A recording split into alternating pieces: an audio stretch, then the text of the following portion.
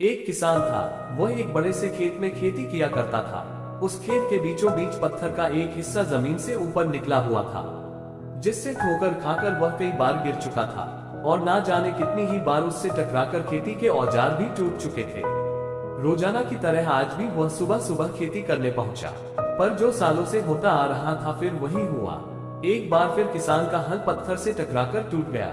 किसान बिल्कुल क्रोधित हो उठा और उसने मन ही मन सोचा कि आज जो भी हो जाए वह इस चट्टान को जमीन से निकालकर इस खेत के बाहर फेंक देंगे।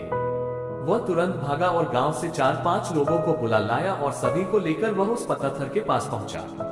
मित्रों, किसान बोला, ये देखो, जमीन से निकले चट्टान के इस हिस्से ने मेरा बहुत नुकसान किया है और आज हम सभी को मिलकर इसे जड़ से निकालना है और खेत के बाहर फेंक देना है। और ऐसा कहते ही वह फावड़े से पत्थर के किनारे वार करने लगा। पर ये क्या, अभी उसने 3-4 बार ही मारा था कि पूरा का पूरा पत्थर जमीन से बाहर निकल आया।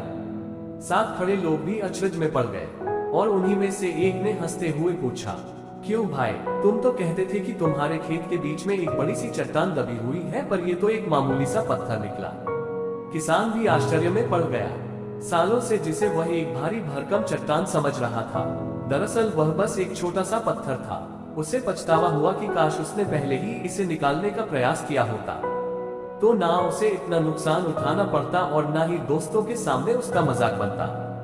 फ्रेंड्स, इस किसान की तरह ही हम भी कई बार जिंदगी में आने वाली छोटी छोटी बाधाओं को बहुत बड़ा समझ लेते हैं और उनसे निपटने की बजाय तकलीफ उठाते रहते हैं। जरूरत इस बात की है कि हम बिना समय गंवाए उन मुसीबतों से लड़ें, और जब हम ऐसा करेंगे तो कुछ ही समय में चट्टान सी दिखने वाली समस्या एक छोटे से पत्थर के समान दिखने लगेगी, जिसे हम आसानी से ठोकर मारकर आगे बढ़ सकते हैं। जिंदगी संवारने को तो जिंदगी पड़ी है, वो लम्हा संवार लो जहां जिंदगी खड़ी है।